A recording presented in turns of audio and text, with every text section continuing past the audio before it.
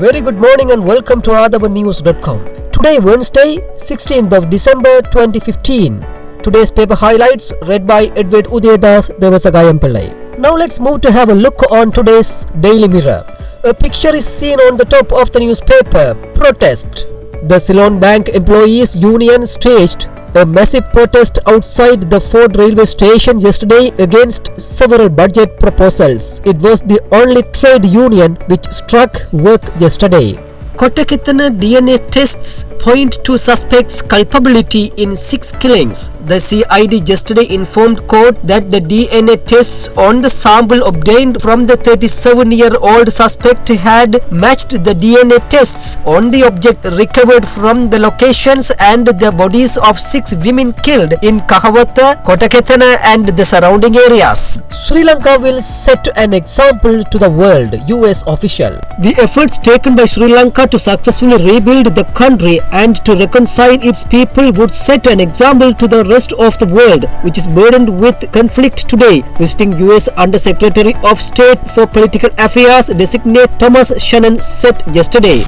PM proposes PSC to probe allegations against Ravi Karunanayake. Prime Minister Ranil Wickremesinghe yesterday suggested the appointment of Parliamentary Select Committee to probe the allegations made by the opposition against Finance Minister Ravi Karunanayake instead of the no confidence motion against him. Eknalikoda case probe won't affect Intelligence officers. Ruan. Intelligence officers have met the State Minister of Defence and told him that the investigation on the missing journalist have not affected them.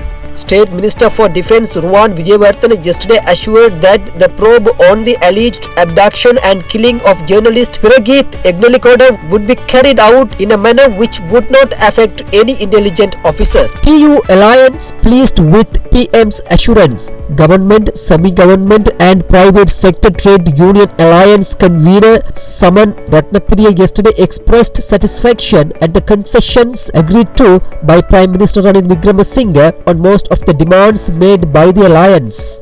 Avisavala Base Hospital to provide clinical training for SAITM students. The Health Ministry yesterday gave an undertaking to the Supreme Court to provide clinical training to the students of the South Asian Institute of Technology and Medicine SAITM at the Avisavala Base Hospital and the Kaduvala MOH. TNA opposed to bill on hate speech. The Tamil National Alliance TNA has called for the withdrawal of the Penal Code bill placed on the order paper, citing that its provisions were identical to those of the Prevention of Terrorism Act. It is learned. Now let's move to have a look on today's daily news. Former IGP Lasantha Wickremaratne was questioned by the CID yesterday in connection with the murder of former editor of the Sunday Leader newspaper Lasantha Wickrematunge. Wasim Tajuddin matter. Captain Tissa under watch. Functioned as MR's driver. Had come in defender spotted near rugby players' burning vehicle. Bypasses prevented from coming near Tajuddin's car. The CID is keeping a close track of an individual known as Captain Tissa in connection with the death of former rugby player Wasim Tajuddin, police headquarters sources told the Daily News yesterday. Navy demands 700 million rupees from Avantgarde.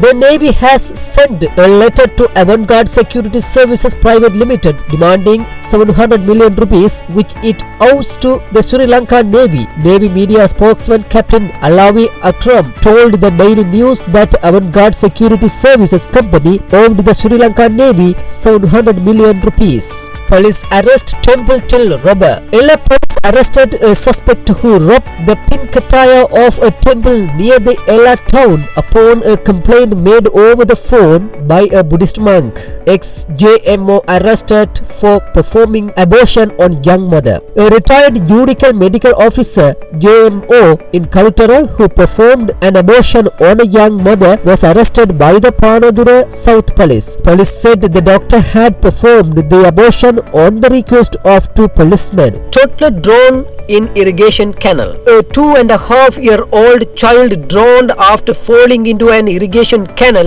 in Talagakahena, Vaduramba yesterday.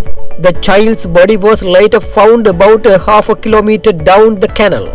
Johnson gets bail. The Colombo Chief Magistrate ordered that former Minister Johnston Fernando, against whom 5 corruption cases have been filed by the Commission to investigate allegations of bribery or corruption, be released on bail after he appeared in court. Stand-alone strike by CBEU. Banking activities at all state banks island-wide came to a standstill yesterday due to a token strike by the Ceylon Bank Employees Union in protest of several budgetary proposals relating to the banking sector. A CBEU spokesman told the Daily News that around 30,000 bank employees in 8 state banks and 12 private banks joined in the trade union action. The protest, organized by the CBEU near the Ford railway station, commenced at about 11 a.m. yesterday. Nearly 15,000 bank employees participated. The spokesman said it was only a token strike, adding that all bank employees were asked to report to work today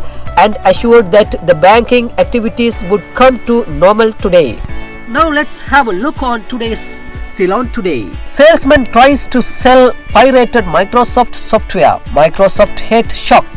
Colombo Additional Magistrate Nishant Piris yesterday ordered the Colombo Crime Division to investigate an incident in which software, the copyright of which was held by multinational company giant Microsoft Corporation, had been stolen and sold fraudulently. Senadipati summoned again.